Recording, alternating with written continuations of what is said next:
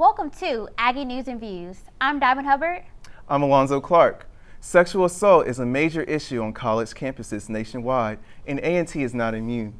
According to the U.S. Department of Justice, 1 in 4 female undergraduates will be victims to some form of sexual assault before graduation. With some recent allegations on campus, the university held a Chancellor Forum on sexual assault on February 12th. We're going to bring in Jay Childs, who was at the forum and has been covering the story since it broke for Aggie News and Views. Thank you, Diamond. Thank you, Alonzo. Hi, A&T. Before we begin and get to the forum, I think it's vitally important to define just what is sexual assault. North Carolina A&T in the student handbook defines sexual assault as an unwelcome sexual contact of any form. That may lead to many vague interpretations. We also have the Department of Justice, who defines sexual assault as any non-consensual sexual act, including when the victim lacks capacity to consent. At the Chancellor's Forum, faculty, staff, and students participated. Campus leaders such as the Chief of Police, Dean of Students, representatives from Title IX office, and the SGA president discussed services and protocols the school has in place for when sexual assaults occur. However, many students left the forum unsatisfied. They felt that their concerns were not addressed and the school officials lacked empathy when answering students' questions. I had a chance to interview students after the forum to gather their opinions. The students are hurting, they feel unsupported, and I think at this forum they felt silenced. Many students who attended the Chancellor's Forum on sexual assault left feeling there has not been enough proper action or accountability from the North Carolina A&T staff and faculty. In the wake of recent and previous sexual violence that has occurred within the campus community, students are demanding answers and action. I don't think it's enough to just say this is what our policy book looks like and this is what we say that we'll do in the case of sexual assault or in the case of Title IX. I think the students actually want to see what is done to protect the students in due process and to make sure that everyone is accounted for. And that's not what's happening right now on our campus. We had university leadership spending an hour going through PowerPoints and reading the policy, the same information that's presented at the like freshman orientations, and not answering any questions. They dodged questions. They had no empathy. They didn't listen, and they didn't address the issue at hand. It seems like the university has to jump through a lot of hoops to try to help some of us out, and I see like they are trying their best on their accord, but it just feels like it's just not enough.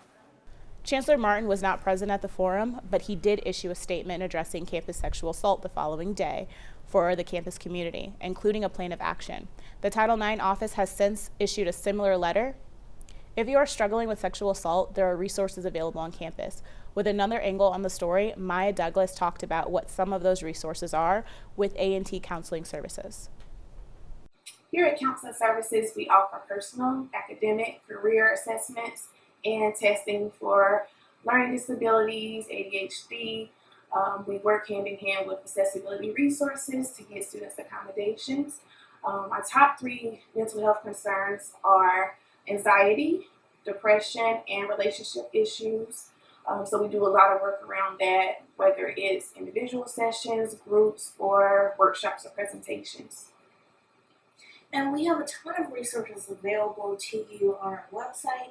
We also have a resource library within Counseling Services where you can come in and pick up some brochures that, again, like what Ms. Cruft was saying around anxiety, depression, sexual assault, awareness, drugs and alcohol. And students can access services Monday through Friday, 8 to 5. We take walk-ins 8:30 to 4:30. And students can come in, let the front desk know that they want to see a counselor. They fill out some screening paperwork, and we take them back and talk to them about what their needs are, and we match them up with a good fit for them, depending on what they want for counseling. We also offer groups and support group information, including the No More group, which is for sexual assault survivors, as well as the support groups around anxiety, depression, and addiction. Counseling Services has created a step-by-step guide to provide information for faculty and staff on survivor reporting options if a student discloses sexual assault through Project ASAP, Aggie Sexual Assault Prevention. Counseling Services offers bystanders intervention trainings for students, clubs, organizations, and classes by request. Counseling services available Monday through Friday from 8 a.m. to 5 p.m. And services are free, confidential, and provided by licensed mental health professionals. An important reminder, counselors are not required to report sexual assault. You can find more information at A&T Counseling Services website. Who would have thought classic cars and giving back to the community would go hand in hand? Alonzo was doing double duty this week, and tell us more about the event. I'm here in Greensboro at the 17th annual Shriners Hot Rod Expo, where this evening is filled with cars, community, and charity. Ready, set, go. Polished and shiny replicas filled the Greensboro Coliseum with antiques and muscle cars. The expo had many opportunities for the community to support the cause by bidding on vehicles, buying candy, clothes, and discounted auto parts. Those, like Bill Sykes, sold nostalgic items. This is Packard. This came in 1955, came in Wheaties cereal boxes. They made 40 different ones. They Ford, Packard, Studebaker. For 50 years, Sykes has been collecting novelty items that he hopes remind others of the past. Oasis Shriner Doug Garland has participated in the expo for 10 years. We give normally almost $2 million on average every year just to our Shriners Hospital, just for our group. So what drives me is to raise money for our children. Collectively, the Shriners make sure that all have an equal opportunity to support. The whole goal is to give this money back to the community. So it doesn't matter what your race, your sex, anything about you. If you're a child from birth up to 18 years of age, we will treat these children for free. Reporting in Greensboro, Alonzo Clark, Aggie News and Views. The Shriners Hospital for Children needs support 365 days a year for needy children and their families. You can still give a donation by visiting their website, shrinershospitalforchildren.org. We're going to take a break, but when we get back, Ariel Kilgore will give us some entertainment news. Can you feel it? The feeling that this building brings out. It roams all through these sacred halls. It's always been here, and it's essential to our history. It's in every class. The students feel it, and even our professors feel it too. It guides us to constantly strive for excellence and to transform the ordinary into something that is extraordinary. Comes on, 2K Ari, this is... It brings out the best in us, and it forces us to face the world with our heads held high. Because here, nothing less than your best is accepted. So if you can feel it too, you need to be here. Here at North Carolina, A&T State University, Journalism and Mass Communication. Well, February 14th has come and gone. That's right, Valentine's Day hit Aggieland last Thursday for 2019. While many enjoyed a romantic dinner or just relaxed at home, A&T students spent the evening just a little bit differently. AMV's Jason McMasters has the details. Spring was in the air and love was in the air as the Office of Student Activities presented a screening of Love and Basketball in the new Student Center Ballroom. Students enjoyed popcorn, prizes, and each other's company while taking in the 2000 classic starring Sanaa Lathan and Omar Epps. While this may have been an out-of-the-box way to spend their Valentine's evening, students say they enjoyed the event. It could have... Okay, I'm not going to be mean. It was good. Okay. It was good. Cool. What'd you think about the whole concept of the movie? I think it was a great movie overall. The evening also included candy, games, and a little sex education too. The Office of Student Activities says they hope to do more events like these in the future as it helps to bring the campus closer together. In the Student Center, Jason McMasters, ANV News. The big news in Black entertainment this week has been the strange controversial story swirling around what really happened to Empire star Jussie Smollett on the streets of Chicago. Jussie reported that he was attacked by two assailants wearing red MAGA hats and shouting homophobic and racial slurs. He also claims that they put a noose around his neck. Smollett has given ABC's Robin Roberts an exclusive interview of his account of the alleged attack. However, Chicago police have information that is leading many to be skeptical of Smollett's accounts. Social media is in uproar, with most users now starting to doubt and distance their initial support for Smollett's claims. It will be interesting to see how this plays out. Also, Sunday night is the Oscars. After Kevin Hart backed out of hosting duties, this year's show will go on without a host. For the second straight year, people of color and diversity are well represented among the nominees, including Green Book, Black Klansman, and Black Panther. And the odds are in favor to take home the Oscar for Best Actress is Regina King for If Beale Street Could Talk. Thus far, she has won most of the Best Actress awards this award season, leading to the Oscars. Best of luck to all the nominees. For Aggie News and Views, I'm Ariel Kilgore. His voice is familiar to all Aggie News and Views fans, as he did most of our voice-over work in our sports department last semester. But now you get to see the shining face behind that deep bass voice. Here's our new sports anchor, Jason McMasters. Well, thanks, Alonzo. Not so sure how I could follow up such an introduction, but anyways, to sports we go. The Aggie Conference basketball season is in full swing for our Aggie basketball teams. The Aggie men are 9-3 and sit in second place in the MEAC. Meanwhile, the Lady Aggies are a perfect 12-0 and sit atop the conference entering the home stretch. ANV's Trayvon Lee has some highlights from both teams' recent home matchup with Maryland Eastern Shore.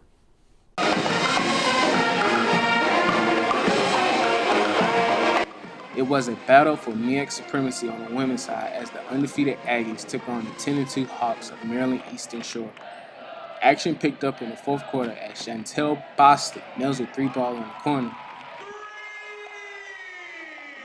A few possessions later, Leon Hill, who had a career high in points, hits a jumper by the free throw line to give the Aggies a 57-45 lead. But UMES kept it close as Regine Martin hits back-to-back threes to cut the margin to within 6. But the Aggies were just too much as they salted the game away at the free throw line. Here, Sunita McCray hits the last of her game-high 24 points as the Aggies roll to a 70-58 win to remain undefeated in MEAC play. The second-place Aggies came into Monday's contest against the Hawks of Middle Eastern Shore and was looking to keep the momentum going as they closed out the homestand. The Aggies were ready, and so was big man Ibrahim Silla, as he slams it home early off the alley-oop from Cameron Langley. Aaron Edemed takes the dish from Ronald Jackson and drains it for 3 of his 13 points. Later on, Cam Langley feeds Malik Gantz for the reverse lay-in as Club Corbett heats up. Terry Harris comes off the bench strong and nails it from downtown to keep A&T within striking distance. After hooking everyone else up with sweet dimes, Mr. Langley works his way to the hoop for 2 of his 7 points on the night. Looking to keep the Aggies in the game, Aaron Eman gets aggressive on the defensive end but winds up taking a big body slam. He shakes it off and tells his team he's okay. But an energy will set the tone for the rest of the game as Andre Jackson snags the offensive rebound and finishes strong at the basket to pull the Aggies within 8 at the half. To the second half we go as head coach Jay Joyner plots the comeback and Ed Mead responds from downtown to get the onslaught going. Terry Harris keeps it going with this trade to cap a 17-6 spurt by the Aggies.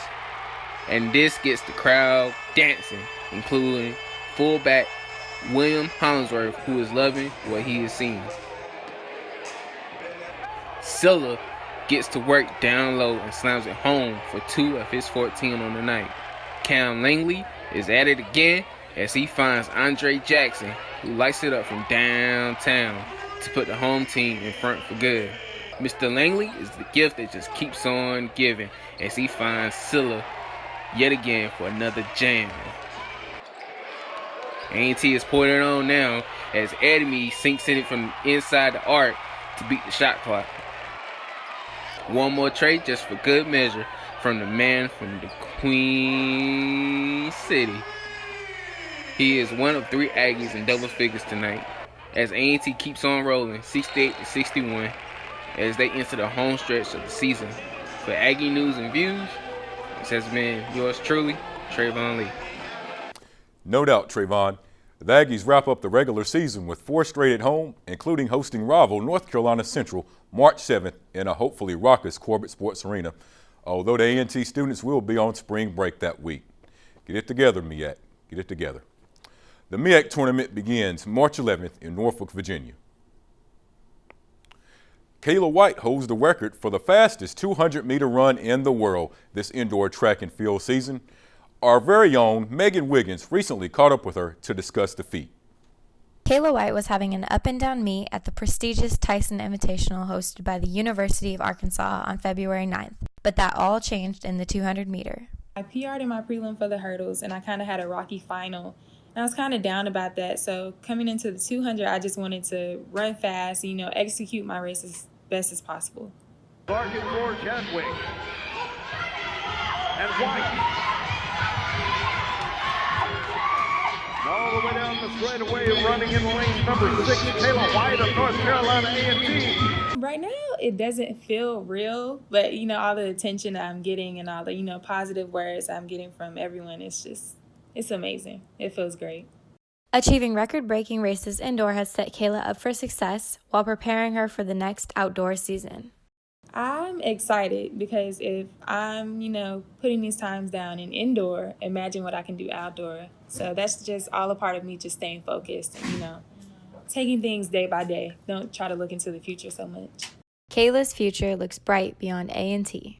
I'm going to speak it into existence. I will be going pro after graduating in May, after nationals. So I plan to run in the World Championships as well as go to the Olympics next year.